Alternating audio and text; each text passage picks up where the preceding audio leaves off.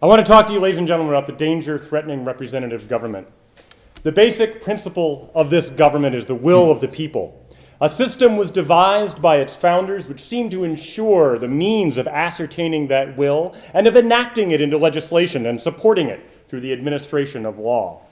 This was to be accomplished by electing men to make and men to execute the laws, who would represent in the laws so made and executed the will of the people. This was the establishment of a representative government where every man had equal voice, equal rights, and equal responsibilities. Have we such a government today? Or is this country fast coming to be dominated by forces that threaten the true principle of representative government? I have no desire to stir your passions or invoke an unfair argument. But we owe it to the living as well as the dead to make honest answers to these questions. Every thinking man must have been impressed with the unsettled, restless condition of the public mind so marked for the last few years. What is it that is swelling the ranks of the dissatisfied? Is it a growing conviction in state after state that we are fast being dominated by forces that thwart the will of the people and menace representative government?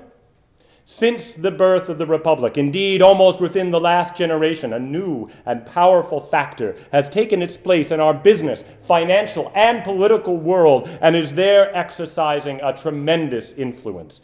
The existence of the corporation, as we have it with us today, was never dreamed of by the fathers. The corporation of today has invaded every department of business, and its powerful but invisible hand is felt in almost all activities of life. The effect of this change upon the American people is advanced and rapid. The individual is fast disappearing as a business factor, and in his stead is this new device, the modern corporation. The influence of this change upon character cannot be overestimated. The businessman at one time gave his individuality, stamped his mental and moral characteristics upon the business he conducted. Today, the business, once transacted by individuals in every community, is in the control of the corporations. And many of the men who once conducted an independent business are gathered into the organization. And all personal identity and all individualities lost. I am well aware that the combining of capital admits of operations upon a vast scale and may cheapen production in the long run, but we pay too dearly even for cheap things, and we cannot afford to exchange our independence for anything on earth. Corporations exacting large sums from the people of this state in profits upon business transacted within its limits either wholly escape taxation or pay insignificantly in comparison with the average citizen in Wisconsin. Owning 2/3 of the personal property of the country, evading payment of taxes wherever possible, the corporations throw upon the whole burden up on the land, upon the little homes, and the personal property of the farms. This is a most serious matter, especially in the pinching times the people have suffered for the last few years. God, how patient are thy poor. These corporations and masters of manipulation and finance, heaping up great fortunes by a system of legalized extortion, and then to exacting from the contributors, to whom a little means so much, a double share to guard the treasure.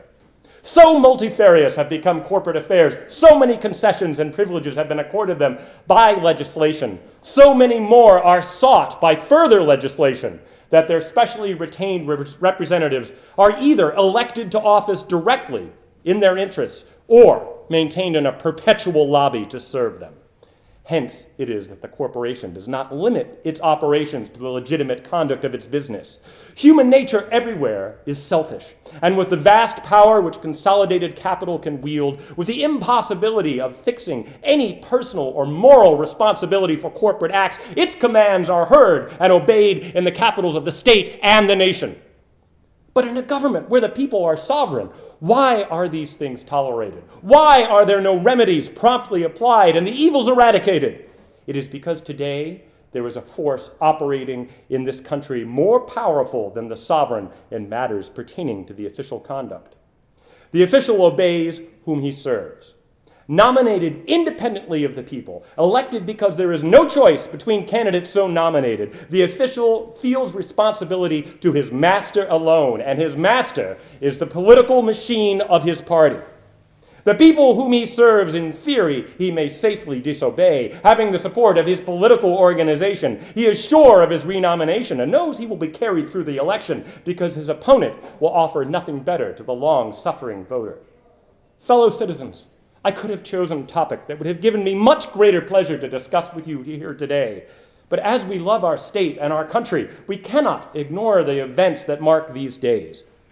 Recall, if you can, a session of a legislature in any state in the Union last winter which wholly escaped charges of scandalous corruption. It will not do to say that such charges have always been made, because it would not be true. Such charges 25 years ago, accompanied by legislative investigation, retired the man to private life. Not so today. So greatly has the standard of official morality deteriorated that such charges have ceased to impress the public mind. Between the people and the representatives, there has been built up a political machine which is master of both. It is the outgrowth of the caucus and convention system. In the years of business prosperity which the country experienced with the development of the great upper Mississippi Valley, men in every pursuit of life were engrossed with their individual affairs and left caucuses and conventions wholly to the politician.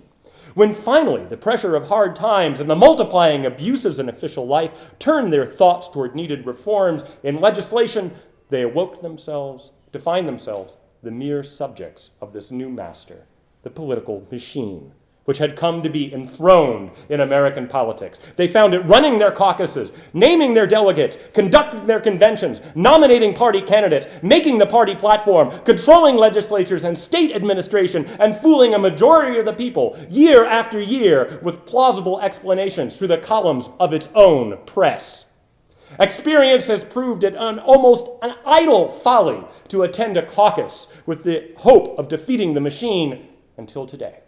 After a century of statesmanship and struggle and sacrifice, after all the triumphs achieved under the stars and stripes, thousands upon thousands of good citizens in every state stand aloof from the caucus and convention with the settled belief that representative government is an unqualified failure.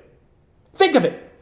The citizen recognized the supremacy of the machine and abandoning the contest, the official recognizing the supremacy of the machine, obeying its orders. What then have we left?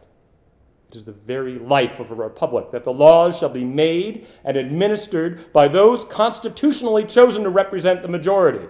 Government by the political machine is without exception the rule of the minority.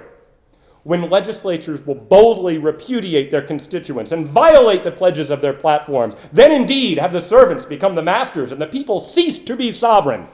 Gone the government of equal rights and equal responsibilities. Lost the jewel of constitutional liberty. Do not look to such lawmakers to restrain corporations within proper limits. Do not look to such lawmakers to equalize the burden of taxation. Do not look to such lawmakers to lift politics out of the ways of darkness. No, begin at the foundation. Make one supreme effort, even under the present bad system, to secure a better set of lawmakers. Rally to the caucuses and conventions, each with the party in which he believes. Secure one victory, if possible, over the machine. Elect men who will pass a primary election law, which will enable the voter to sell the candidate of his choice without the intervention of caucuses or convention or the domination of the machine.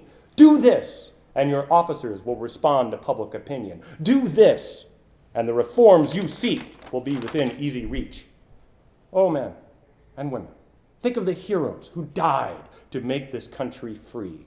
Think of their sons who died to keep it undivided upon the map of the world. Shall we, their children, basely surrender our birthright and say representative government is a failure? No, never until Bunker Hill and Little Round Top sink into the very earth. Let us here today, under this flag we all love, hallowed by the memory of all that has been sacrificed for it and for us, dedicate ourselves to winning back the independence of the country, to emancipating this generation, and throwing off from the neck of free men of America the yoke of the political machine. Thank you.